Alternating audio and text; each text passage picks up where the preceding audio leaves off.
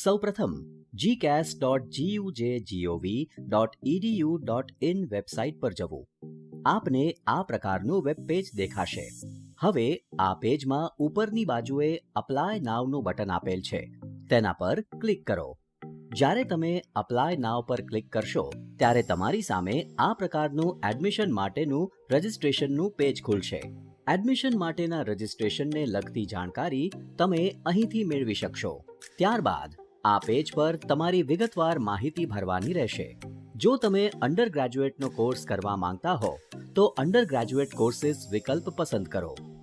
ત્યારબાદ તમારે અરજદારનું નામ, જન્મ તારીખ, કેટેગરી, જાતિ, ઈમેલ આઈડી અને મોબાઈલ નંબરની વિગતો ભરવાની રહેશે. અરજદાર એક મોબાઈલ નંબર અને એક ઈમેલ આઈડી પરથી માત્ર એક જ વખત નોંધણી કરાવી શકશે. હવે ગેટ ઓટીપી પર ક્લિક કરશો એટલે તમે જે મોબાઈલ નંબર અને ઈમેલ આઈડી આપેલ હશે તેના પર એક ઓટીપી આવશે. તેને અહીં આપેલ બોક્સમાં દર્શાવવાનો રહેશે. ઓટીપી દાખલ કર્યા બાદ તમને તમારા રજિસ્ટર કરેલ મોબાઈલ નંબર અને ઈમેલ આઈડીમાં જીકેસ તરફથી તમારું યુઝર નેમ અને પાસવર્ડ મોકલવામાં આવશે, જેના દ્વારા તમે લોગિન કરી શકશો. લોગિન કર્યા બાદ તમે સ્ક્રીન પર જોઈ શકો છો તે પ્રકારનું ડેશબોર્ડ ખુલશે. ડેશબોર્ડમાં દર્શાવ્યા મુજબ અહીં આપેલ વિવિધ વિકલ્પોની વિગતવાર માહિતી ભરવાની રહેશે. વિકલ્પવાર જેમ જેમ વિગતો ભરવામાં આવશે અને સંપૂર્ણ હશે તેમાં લીલા રંગનું ટિક માર્ક આવી જશે અને જે વિકલ્પમાં કોઈ પણ વિગત અધૂરી હશે તેમાં લાલ રંગનું ક્રોસ માર્ક આવશે, જેથી તમે તમારી બાકી રહેલ વિકલ્પોની વિગતો સરળતાથી પૂર્ણ કરી શકશો. અહીં સૌપ્રથમ તમારે તમારી પ્રોફાઇલ બનાવવાની રહેશે. તેના માટે તમારે અહીં આપેલ પ્રોફાઇલના બટન પર ક્લિક કરવાનું રહેશે, જ્યાં આ રીતે પ્રાથમિક માહિતી દાખલ કરવાની રહેશે, જેમાં તમારો કોર્સ, એપ્લિકેશન નંબર, અરજદારનું નામ, જન્મ તારીખ, ઈમેલ આઈડી અને મોબાઈલ નંબર પહેલેથી જ દાખલ થયેલ હશે. ત્યારબાદ તમારી જન્મ તારીખ, તમારા પિતાનું નામ, માતાનું નામ, માતા પિતાનો મોબાઈલ નંબર, ભાઈ બહેનની સંખ્યા, કેટેગરી, લિંગ, અપંગતા, રાષ્ટ્રીયતા, સ્થાન, ધર્મ, અલ્પસંખ્યક, આધાર નંબર, આધાર કાર્ડ મુજબનું નામ, એબીસી આઈડી, યુડાઇઝ નંબર વગેરેની માહિતી દાખલ કરવાની રહેશે. ત્યારબાદ તમારું રહેઠાણનું સરનામું દાખલ કરવાનું રહેશે અને જો તમારું હાલનું સરનામું અને કાયમી સરનામું બંને એક જ હોય તો અહીં જે બોક્સ આપ્યું છે તેમાં ક્લિક કરવું. ત્યારબાદ અહીં તમારો તાજેતરનો ફોટોગ્રાફ અને સહી અપલોડ કરવાના રહેશે. અરજદાર પાસે 50 કેબીની મહત્તમ સાઇઝ સાથેનો તાજેતરનો ફોટો અને સહી હોવા આવશ્યક છે. તમામ માહિતી ભરાઈ ગયા બાદ એકવાર તમારી બધી માહિતી ચકાસી લઈ સેવ એન્ડ નેક્સ્ટ પર ક્લિક કરો. ત્યારબાદ તમારી સમક્ષ એક નવું પેજ આવશે જે હશે શૈક્ષણિક વિગતો અંગેનું. ધોરણ 12નું પરિણામ આવ્યા બાદ કરવાની થતી પ્રક્રિયા.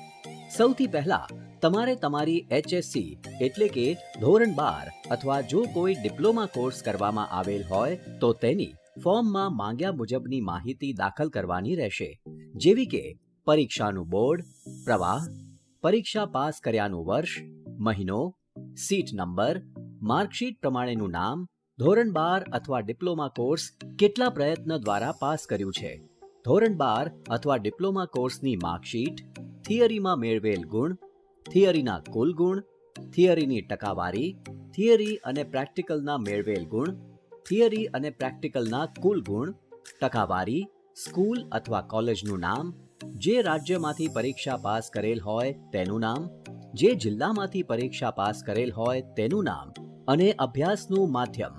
આટલી વિગતો પૂરી પાડ્યા બાદ ધોરણ 12ના બધા જ વિષયોની વિગતો મેળવેલ ગુણ સાથે દાખલ કરવાની રહેશે. આ જ રીતે અહીં તમારે ધોરણ 10ની વિગતો પણ ભરવાની રહેશે, જેવી કે પરીક્ષાનું બોર્ડ, માર્કશીટ, પરીક્ષા પાસ કર્યાનું વર્ષ, મહિનો, સીટ નંબર, ધોરણ 10માં મેળવેલ ગુણ, ધોરણ 10ના કુલ ગુણ અને ટકાવારી. હવે આવે છે જરૂરી દસ્તાવેજો અપલોડ કરવાની પ્રક્રિયા. અટેચમેન્ટ્સના ભાગરૂપે શાળા છોડ્યાનું પ્રમાણપત્ર ફરજિયાતપણે અપલોડ કરવાનું રહેશે. તે સિવાયના અહીં દર્શાવેલ અન્ય દસ્તાવેજો પૈકી જે દસ્તાવેજો લાગુ પડતા હોય તેને અપલોડ કરવા માટે અહીં આપેલ બોક્સ પર ટિક કરવાનું રહેશે. ત્યારબાદ આ બટન પર ક્લિક કરી માર્ક કરેલ દસ્તાવેજ અપલોડ કરી શકાશે. અરજદાર પાસે 200 કેબીની મહત્તમ સાઇઝના દસ્તાવેજો હોવા આવશ્યક છે. અત્યાર સુધી જણાવવામાં આવેલ પ્રક્રિયા મુજબની બધી માહિતી દાખલ કર્યા પછી એકવાર ચકાસી લેવી. ત્યારબાદ સેવ એન્ડ નેક્સ્ટ પર ક્લિક કરવાથી તમારી સમક્ષ એક નવું પેજ આવશે, જે હશે તમારી પસંદગીની યુનિવર્સિટી નક્કી કરવાના વિકલ્પ માટેનું, જેને આપણે કહીશું ચોઇસ.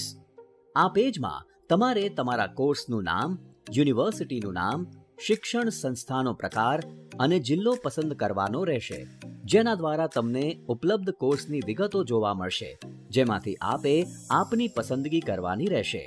કોર્સ મુજબની પસંદ કરેલ યુનિવર્સિટી અને કોલેજની તમામ વિગતો તમે અપ્લાઇડ ફોર વિભાગમાં જોઈ શકશો.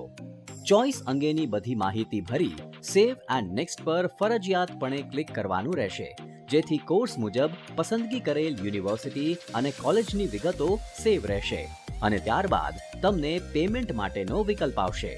અહીં તમારે તમારી બધી માહિતી ચકાસીને ઇનિશિયેટ પેમેન્ટ પર ક્લિક કરવાનું રહેશે. જો તમારું પેમેન્ટ સફળતાપૂર્વક થઈ ગયું છે, પરંતુ ડેશબોર્ડમાં પેમેન્ટ સ્ટેટસ પેન્ડિંગ દર્શાવતું હોય, તો તમારે ડેશબોર્ડ સ્ક્રીન પર પેમેન્ટ સ્ટેટસની સામે આપેલ રિફ્રેશ બટન પર ક્લિક કરવું, જેથી આપના પેમેન્ટનું સ્ટેટસ અપડેટ થઈ જશે.